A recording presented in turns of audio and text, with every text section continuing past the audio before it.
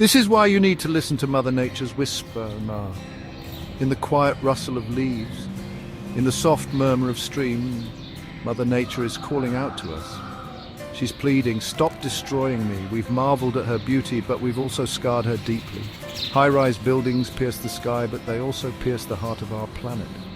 Their carbon footprint is gigantic, and the resources they devour leave barren scars in the earth. But it's not too late. We can change. We can adopt sustainable practices in construction like green building certifications and energy-efficient designs. Imagine buildings that breathe with the planet using sustainable materials and conserving precious water.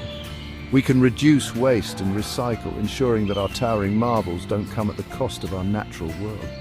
By listening to Mother Nature's whisper, we can protect her wonders and preserve her beauty. Let's save the planet together.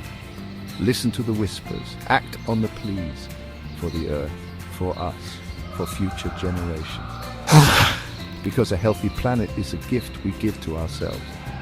Mother Nature is whispering. Are you listening?